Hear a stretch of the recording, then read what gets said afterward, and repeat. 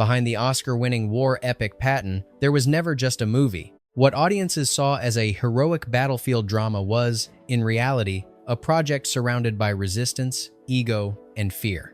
The film's legacy was not guaranteed. It was fought for scene by scene, decision by decision. This is where the real story begins. Number 1. The film's most famous moment was almost erased. Patton opens with George C. Scott, standing alone before a massive American flag, delivering a blistering speech filled with profanity and arrogance. Studio executives wanted it removed entirely. They feared the language would alienate audiences and doom the film before it even began. Director Franklin J. Schaffner refused to compromise. He believed the speech defined Patton's character immediately brilliant, brutal, and unapologetic. Screenwriter Francis Ford Coppola supported the decision, arguing the words were rooted in Patton's real speeches and essential to the film's honesty. Scott memorized the monologue with military precision. He waited until the final moment to perform it in full costume, unleashing it in a single controlled take. The raw intensity stunned everyone on set. What executives feared would repel audiences became the film's defining hook. The opening speech didn't just introduce a character, it declared the film's intent. Patton would not be softened, and neither would the truth it portrayed. Number 2. The script that defined Patton almost destroyed its writer's career before it began. Francis Ford Coppola worked on Patton years before The Godfather. His approach was not what the studio wanted. Instead of a straightforward war spectacle, Coppola wrote a psychological portrait focused on ego, obsession, and contradiction. Executives at 20th Century Fox disliked it immediately. They called the script too introspective and difficult to sell. Coppola was removed from the project during development. At the time, he assumed his name would never appear on the final film. Only producer Frank McCarthy fought to keep Coppola credited, believing the script's depth came directly from his draft. Ironically, the very elements the studio rejected became the film's greatest strength. The screenplay won the Academy Award for Best Screenplay, even though Coppola had already moved on to other projects. The script, once labeled unfilmable, ended up redefining what a war movie could be. Hollywood nearly discarded the voice that gave Patton its soul. Number 3. George C. Scott did not want the role that would define his career. Scott initially rejected the offer to play Patton. He disliked biographical roles and feared being trapped by a single character for the rest of his career. The studio approached several major stars after his refusal. Burt Lancaster declined. Rod Steiger passed. Even John Wayne turned it down. Everything changed when Scott finally read Coppola's script. He realized the film was not glorifying Patton, it was exposing him. The character was shown as brilliant, unstable, arrogant, and deeply flawed. That complexity convinced Scott to reconsider. He accepted the role on one condition: Patton would not be portrayed as a traditional hero. Scott insisted on emphasizing the general's contradictions rather than polishing his image. That decision shaped the entire performance. What Scott once feared became inseparable from his legacy. The role he resisted turned into the standard by which all portrayals of military leadership would be judged. Number 4. George C. Scott refused the highest honor Hollywood could give him.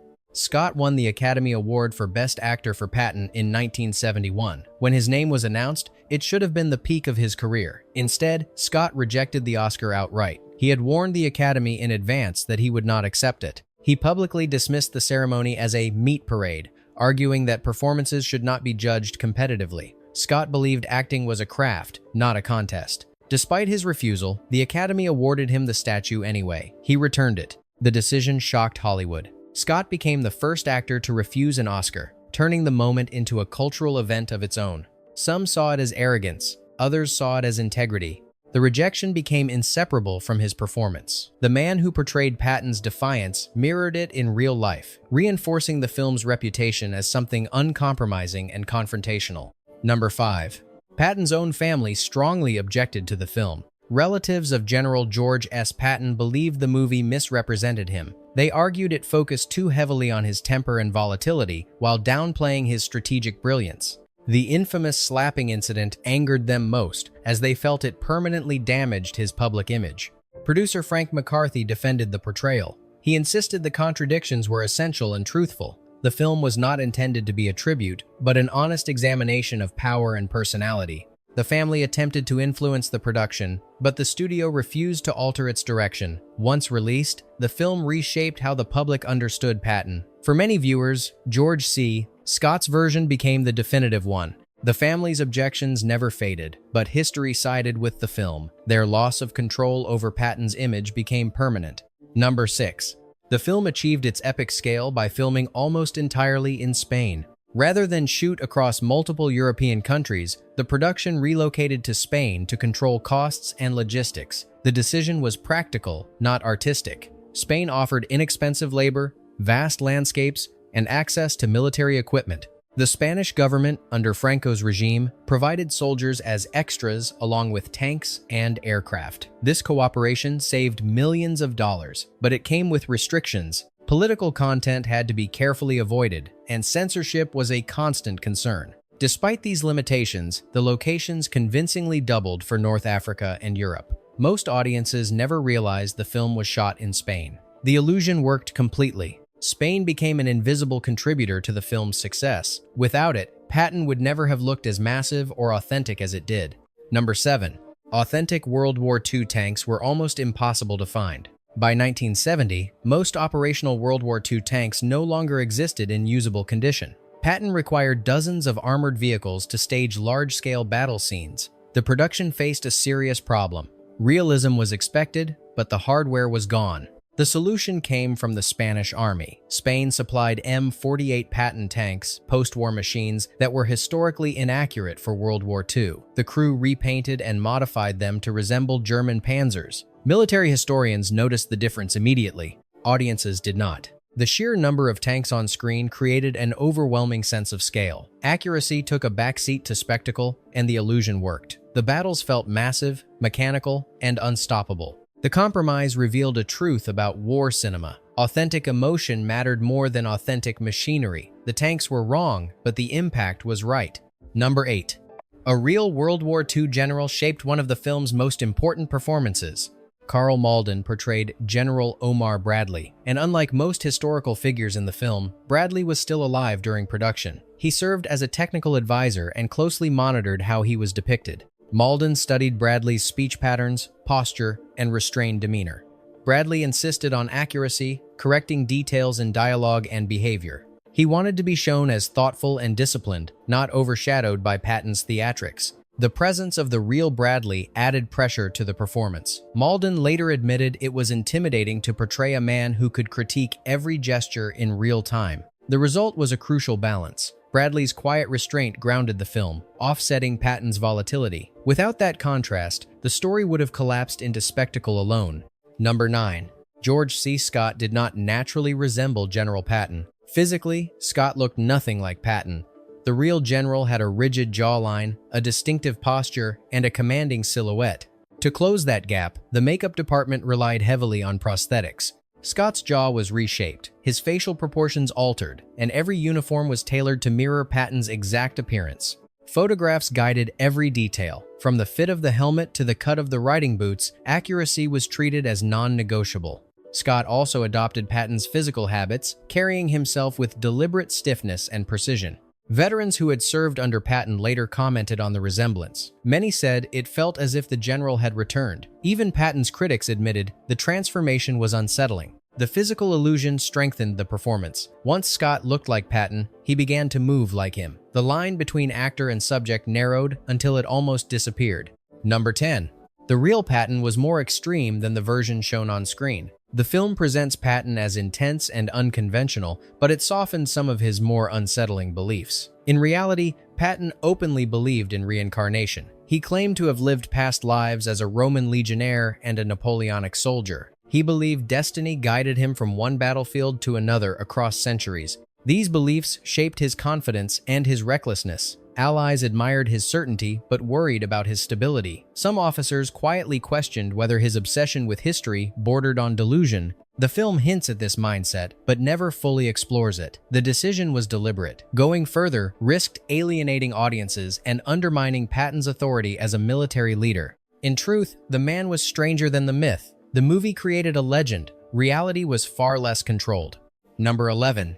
The slapping incident nearly ended Patton's military career. The film depicts Patton striking a single soldier suffering from battle fatigue. In reality, the incident happened twice during the Sicily campaign. Both soldiers were suffering from what would later be recognized as combat trauma. Patton accused them of cowardice and slapped them in front of other troops. News of the incidents reached the American press and caused public outrage. Politicians demanded consequences. Many believed Patton should be permanently removed from command. General Eisenhower privately reprimanded him but stopped short of dismissal. The Army faced a difficult calculation. Patton was unstable, but he was also effective. Removing him could weaken the war effort. The decision was made to keep him, but his reputation never fully recovered. The film condensed the events into one moment, but the impact remained severe. The scene exposed Patton's cruelty as clearly as his brilliance. It became one of the film's most controversial and defining sequences. Number 12. George C. Scott frightened people on set by refusing to leave the character. Scott maintained Patton's demeanor even when cameras were not rolling. He barked orders, demanded precision, and carried himself like a commanding officer at all times. Extras instinctively stood at attention around him. Some crew members forgot they were working with an actor. Director Franklin J. Schaffner allowed the intensity to continue. He believed the discomfort created authenticity. The atmosphere on set grew tense. Crew members avoided Scott when possible, describing his presence as overwhelming. Scott's method blurred the line between performance and possession. His voice, posture, and authority dominated the production. While it elevated the realism on screen, it exhausted those around him. The fear was real, and so was the cost. Scott's transformation made Patton unforgettable, but it left a lasting impression far beyond the finished film. Number 13. The producer behind Patton was not a typical Hollywood figure. Frank McCarthy was more than a film producer. He had served as Assistant Secretary of War and maintained deep connections within the Pentagon. His background gave the production unusual access to military records, uniforms, and logistical support. McCarthy had pursued a Patton film for years before it was finally approved. He believed the general's story needed to be told without simplification. His government experience shaped the film's commitment to procedural detail and authenticity. He often acted as a bridge between the military and Hollywood, balancing accuracy with dramatic necessity. When conflicts arose, McCarthy consistently pushed for realism, even when it complicated production. Without his persistence, Patton would not exist in its final form. The film was not just a project for him, it was a mission. His influence ensured the story carried institutional weight, not just cinematic spectacle. Number 14. The studio underestimated the film's impact before its release. Prior to opening, expectations for Patton were modest. War films were considered outdated, and studio executives doubted younger audiences would respond. The film was treated as a prestige project, not a commercial risk worth celebrating. Those assumptions collapsed quickly. Patton became a major box office success, grossing over $60 million in the United States alone. For 1,970, the figure was staggering. The film ranked among the highest-grossing releases of the year.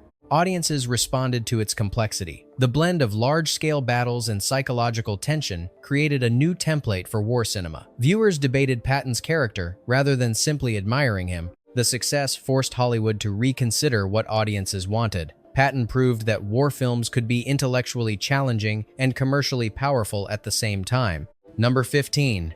The film dominated the Academy Awards, despite resistance from within Hollywood. At the 1,971 Academy Awards, Patton swept the ceremony. It won Best Picture, Best Director, Best Actor, and Best Screenplay, along with several technical awards, 7 Oscars in total. Few films of its era achieved that level of recognition. The outcome surprised many in the industry. Some executives had doubted the film from the beginning. Others were uncomfortable with its portrayal of military authority and moral ambiguity. Yet the Academy rewarded the film across nearly every major category. The irony was unavoidable. The screenplay that studios once tried to discard became award-winning. The lead actor who rejected his Oscar became part of the ceremony's history anyway. Patton was honored even as it resisted being celebrated. The sweep secured the film's place in cinema history. Awards did not soften its message, but they ensured it could not be ignored. Number 16. The United States Army later used the film as a training tool. In a rare move, the U.S. Army adopted Patton for officer training programs. Rather than treating it as pure entertainment, military instructors used the film to study leadership under pressure. Officers analyzed Patton's decisiveness, confidence, and tactical instincts. At the same time, they examined his flaws, his ego, volatility, and disregard for emotional limits. The film became a lesson in how brilliance and recklessness can coexist. Not everyone supported its use. Critics argued the movie risked glorifying aggression. Supporters countered that it presented leadership honestly, without idealization. Hollywood had rarely influenced military education so directly. In this case, cinema crossed into doctrine. A fictionalized portrayal of a real general became a tool for shaping real command decisions. Number 17. Cold War politics turned the film into an international flashpoint. When Patton was released, the Cold War amplified its impact far beyond cinema. The Soviet Union publicly condemned the film, labeling it Western propaganda. Patton's outspoken hostility toward the USSR made the portrayal especially provocative. Several Eastern Bloc countries restricted screenings, others banned it outright. The attempt to suppress the film had the opposite effect. Curiosity grew in the West, and the controversy generated free publicity. Western Europe largely embraced the film, interpreting it as a complex portrait rather than simple glorification. Newspapers debated its meaning. Governments took positions. A World War II story suddenly became part of a modern ideological struggle. Decades after his death, Patton was still fighting enemies, this time on movie screens. Cinema had become another battlefield, and the film's reception reflected global politics as much as artistic merit. Number 18. George C. Scott pushed his body to the edge for realism. Scott demanded physical authenticity throughout the shoot. He performed many of his own stunts, rode horses in full uniform, and endured long days under the Spanish sun. The production schedule was relentless, and Scott rarely slowed down. Offset, the strain intensified. He smoked constantly and drank heavily, using exhaustion to fuel intensity. The combination took a toll. At one point, Scott collapsed, forcing doctors to intervene. He was warned to reduce the pace. He refused. By the end of filming, Scott was visibly drained. The performance was complete, but the cost was undeniable. He sacrificed comfort and health to inhabit the role fully. A part of him never left the character. The realism audiences praised was paid for in physical exhaustion, making the performance as punishing as it was unforgettable. Number 19. The film's ending was deliberately altered to avoid realism. General Patton died in a car accident shortly after the war, an abrupt and anticlimactic end for a man obsessed with glory. The filmmakers chose not to show it. Instead, the film concludes with Patton reflecting on the fleeting nature of fame and victory. Director Franklin J. Schaffner wanted poetry, not documentation. Ending the story with an accident risked reducing Patton's life to irony. The rewritten ending transformed history into myth, allowing the character to linger beyond death. Some historians criticized the choice, arguing it softened reality. Audiences responded differently. The ending felt haunting, reflective, and timeless. By refusing to show Patton's death, the film elevated him beyond biography. It closed not with tragedy, but with meaning, reshaping how the general would be remembered forever. Number 20. A small detail revealed the side of Patton the film rarely showed. The real Patton was deeply attached to his bull terrier, Willie. The producers chose to include the dog in the film, allowing him to appear beside Patton in several key scenes. The presence was intentional. Willie softened the general's image. He represented loyalty, routine, and quiet companionship qualities rarely associated with Patton's public persona. George C. Scott naturally bonded with the dog, and their interaction required no performance. Audiences noticed. The dog became an unexpected emotional anchor, reminding viewers that beneath the aggression and authority was a human being capable of affection. The film ends its revelations not with a battle or speech, but with a symbol. Even the most ruthless commanders carry something gentle with them. In Patton, that truth walked on 4 legs. Some films deserve more than a single viewing. Patton is one of them. If you want to experience the film without edits, interruptions, or lost details, owning a physical copy allows you to see it the way it was meant to be seen. The link below leads to the official DVD Blu-ray edition for collectors and classic film lovers.